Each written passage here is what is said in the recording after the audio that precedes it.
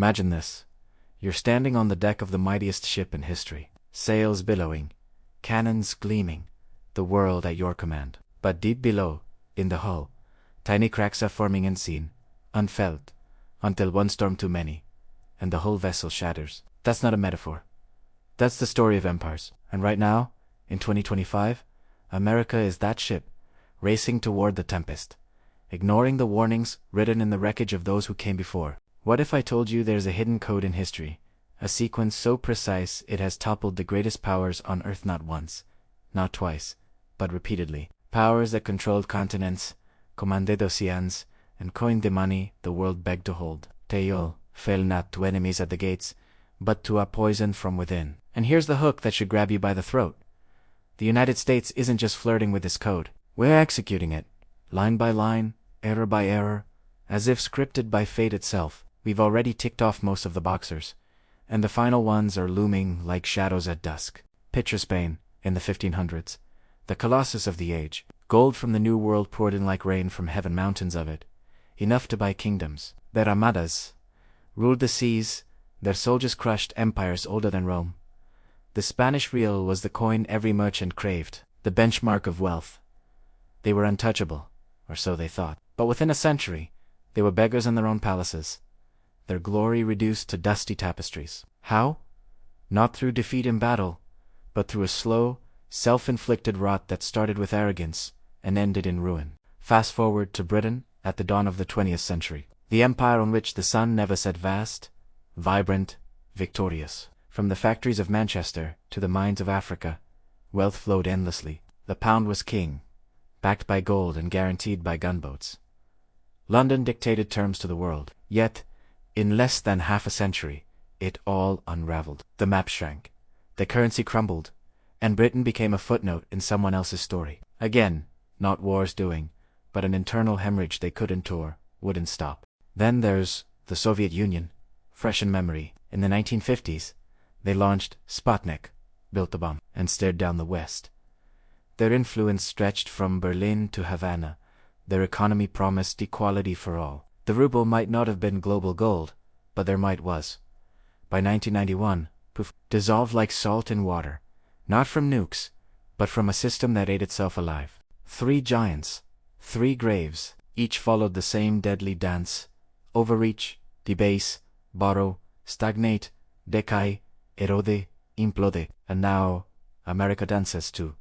We're not immune, we're infected. Let's peel back the layers, stage by stage, and see how history's ghosts are whispering in our ears. It all begins with the illusion of endless power. Stage 1. Military overextension. When you're the top dog, you start chasing every squirrel.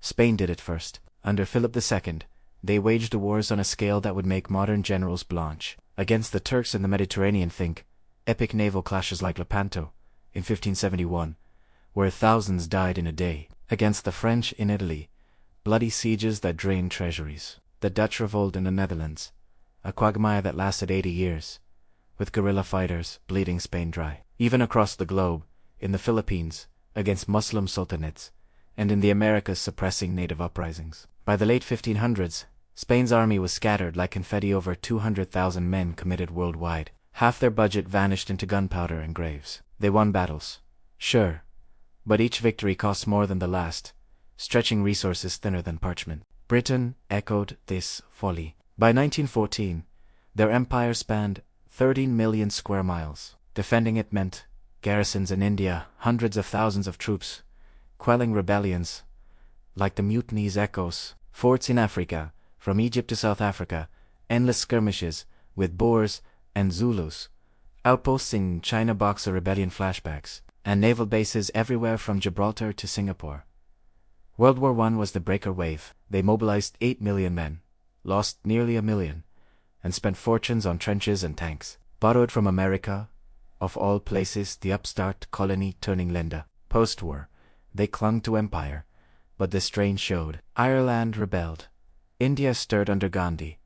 The Middle East boiled. They couldn't let go, so they overreached further into World War II, adding Pacific theaters and North African deserts. The bill, astronomical and unpaid. The Soviets took it to extremes. Post-1945, They built the largest army ever, 5 million strong at peak, with tanks outnumbering stars. They occupied Eastern Europe, propping up puppet regimes in Poland, Hungary, Czechoslovakia, crushing uprisings like 1956 in Budapest with brutal force. Afghanistan, in 1979, became their Vietnam, a decade-long bleed of men and rubles. Cuba got billions in aid, Vietnam weapons, Angola troops, Ethiopia advisors. They matched NATO missile for missile, sub for sub, GDP. 15 to 25% funneled to the military machine. It looked invincible, but it was a house of cards built on sand. Now, hook your attention here. America in 2025. Over 800 bases in 80 countries, more than any empire ever. Troops in Europe, NATO commitments against the resurgent Russia, Asia defending Taiwan, South Korea, Japan from China. Middle East bases in Iraq, Syria, Saudi, countering Iran. We're funding Ukraine's war. Arming Israel, patrolling the South China Sea. Budget $900 billion, dwarfing China's, but recruitment misses targets by 20%. Equipment wears out, F-35s grounded. Carriers in dry dock. If China moves on Taiwan while Russia pushes Poland and Iran strike shipping, we're checkmated. Overextended? Absolutely. The pattern's first step, firmly planted. But overreach needs fuel, and when taxes fall short, empires cheat. Stage 2. Currency debasement. Spain pioneered this sin. Their silver coins, once pure, got alloyed with copper first, a dash, then a flood. Baillieu Arlene Vallon coins were mostly base metal, worth fractions of face value. Inflation roared. Prices tripled in decades. Merchants demanded real silver. Black markets boomed. The real, once global king, became a joke. Britain followed suit. Subtly. The pound, gold back since 1816, strained under war debts. In 1914, they suspended convertibility, printed notes, wildly, post-WWI, back to gold, at old rates but overvalued. Exports tanked. Strikes erupted. 1926 general strike paralyzed the nation. By 1931, off gold again, pound devalued 25%. Post-World War II, more devaluations. 1949, another 30%. The sterling area shrank as colonies fled. Soviets didn't debase openly. The ruble was state-controlled, but they printed worthless paper. Black market dollars ruled. Official exchanges were fiction. Oil dollars propped them. But when prices crashed in the 80s, the facade cracked. Hyperinflation loomed as reforms failed. America. We ditched gold in 1971, unleashing fiat frenzy. Empty money supply exploded, from $1 trillion in 1980 to $21 trillion today. COVID printed $6 trillion in months. Result inflation, at 9% peaks, dollar buying power eroded 98% since 71. We're not clipping coins. We're keystroking trillions. Debasement in digital form. Check. Debt follows debasement, like night follows day. Stage 3. Debt spiral. Spain borrowed from Genoese and Fugar bankers, pledging American silver as collateral. Defaults in 1557, 1575, 1596. 1607 each. Restructuring just kicked the can. Interest 8 revenues. By 1600, debt service was 40% of budget. Britain's Napoleonic Wars left £800 million, debt 200% GDP. WWI added £7 billion, mostly to US. World War II, £21 billion total, with Lend-Lease strings attached. They repaid until 2006, but the burden crippled growth. Soviets hid debt in secrecy, but by 1980s, foreign loans hit $100 billion. Oil glut forced more borrowing. Defaults loomed as reserves vanished. US $35 trillion national debt, 130% GDP. Interest, $1 trillion yearly, surpassing defense. Deficits averaged $2 trillion, even in booms. We borrowed to pay interest pure. Treasury auctions falter. Foreign buyers wane. Spiral engaged. Here's a hook to jolt you. What happens when the world's workshop shuts down for you? Stage 4. Loss of productive capacity. Spain's gold-cursed Dutch disease abanta litri. Imports flooded, Flemish cloth, French wine, English tools. Domestic industry withered. Nobles scorned labor. By 1700, Spain made nothing. Exported raw wool, imported everything. Silver mines peaked, then plunged output, halved by 1650. Britain industrialized first, but offshored later. Post-WWI, textiles fled to India, shipbuilding to Japan. Deindustrialization accelerated.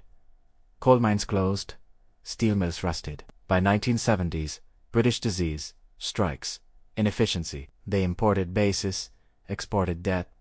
Soviets planned everything, produced junk. Factories met quotas with shoddy goods, innovation stifled. By 1980s, tech lagged 20 years.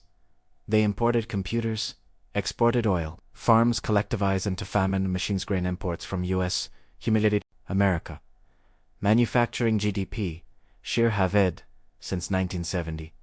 China builds our iPhones. Mexico our cars. India our drugs. Trade deficit, $1 trillion yearly. Supply chains fragile. COVID exposed it. We design apps, consume gadgets, produce debt. Hollowed out Czech society cracks next. Stage 5. Social decay. Spain's golden age hit rot. Vagrants swarmed cities, crime surged, Inquisition stifled thought. Jews and Moriscos expelled, draining talent. Emigration to colonies left. Ghost towns. Britain's Victorian peak faded into Edwardian unease, then interwar depression. Unemployment hit 20%. Class wars brewed, post-World War II, brain drain to US. Welfare state strained. Soviets bred cynicism. Black markets, alcoholism, life expectancy dropped. Dissidents jailed. Chernobyl exposed lies. Youth tuned out. US 2025. Trusting government at 20%. Opioid deaths 110,000 yearly. Homeless camps in LA. Crime waves in Chicago. Fertility 1.6.